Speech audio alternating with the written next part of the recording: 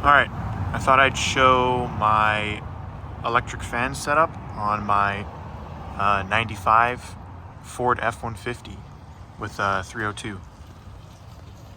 So the fan I used was this a fan out of 97 Thunderbird.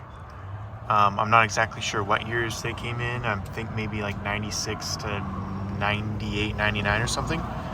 But this fan here is just a cheap replacement fan I bought off Amazon. It's a 2-speed fan, so it has a low and a high speed. And yeah, so it takes I got 2 relays mounted. The fan, I just mounted it with these aluminum, this is like a 1-inch aluminum L bracket. And I just use self-tapper screws into the plastic of the fan on either side, and then of course mounted it to the top and bottom flange on the radiator itself. And you can see this side as well. There. But yeah, fan works really well. Gives you a nice bit of room to change your belt and whatnot. The fan controller I used was the Dakota digital fan controller and their sensor that goes along with it. And the way I mounted it, or the way I used it, was, you can see down in there, normally where your ECT sensor goes for the temp sensor for the computer, goes normally right in there. And what I did is I grabbed this, I don't know if you want to call it a T or a 90-degree Y brass fitting. I just threaded that in there, and then I got my ECT sensor here, and then I've got, you can see the Dakota digital temperature sensor for the fan controller goes in the top right there. I'll try and get a better view, but there it is. I couldn't find this fitting locally, but I searched on Amazon, found one, and I measured, made sure it fit, but I still had to clearance. Sorry for the road noise. I just had to clearance just a touch with a grinder on these corners, just so you could spin it around and it would clear the thermostat housing. Yeah, it worked. Got it threaded in there. Both sensors hooked up. The one sensor, this is the Dakota digital sensor, comes up and around. Which cable is it? This cable here. And then I've got the fan controller mounted inside. And then I just went, my truck's an automatic, so I just drilled a hole through the clutch, the block-off plate. I drilled a hole right through there, put the sensor or the wire for the sensor, and then the wires going to the fan controller, which is in that right there, which come around from the fan here. And yeah, it just goes right into the cab. Yeah, so this is the fan controller that I used from Dakota Digital. You can see right there, it's the PAC 2800 BT fan controller. Yeah, this is probably a little more of an expensive fan controller option, but it's really nice controller. For example, the sensor that you get with it, super accurate. It matches exactly with my temperature gun as far as the readings of the water.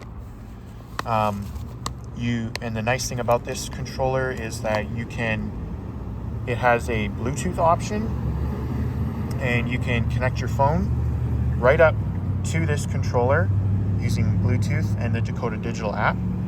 And you can connect up to it, and you can control all your settings, the fan, low speed, on and off temperatures. You can set them with your phone you can see the temperature on your phone as well. So it's super handy, really easy to set up, and I definitely would recommend this controller from Dakota Digital. So there again is the part number there. The wiring is super simple. It's just the 2 relays, 1 relay for each speed. These came from Dakota Digital as well. These are 70 amp relays. And yeah, factory connector down there. Wired those into the relays, and then from the relay down and around to the battery right here. I've got a couple fuses. These are just 30 amp fuses right there. Grounded everything right here, and yeah, and then the other wires, they just go under and around the other side and then into the cabin, connect to the controller, which I mounted under the dash. Yeah, it works really well. It also has an option to come on when the AC is on. I don't have that hooked up right now because I did mine in the fall and it was cold all winter, so I didn't really have use for the AC, but I will be hooking that up this spring. Also, along with that, I did upgrade to the 130 amp alternator as well, which this one is a Wilson, and there's the part number. I just asked for a 130 amp alternator from like a 95 E150 and at the parts store, and they came up with the part number for that alternator, and of course it just bolts excuse me, it just bolts right on, no problems. So yeah, overall it's pretty simple, works good. I mean, I know. Oh yeah, and then as far as cooling goes, I installed it early fall, so you know, temperatures were still fairly warm, and they are getting warmer right now as well.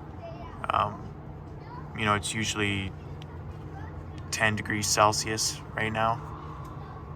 I don't know what that is in Fahrenheit, sorry, but anyways, it cools, like, the fan never has to turn on. Sorry for the road noise again. Yeah, but anyway, the fan never turns on when you're driving. Only when you're idling for a bit, it may turn on at a red light, but usually it doesn't have to in this weather anyway.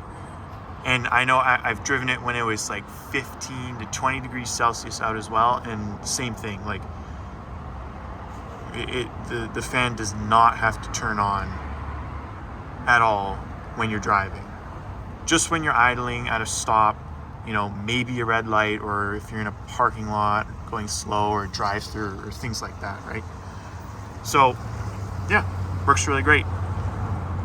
If you have any questions, just let me know in the comments, and I'll do my best to answer, and I'll try and link all my parts used in the description as well.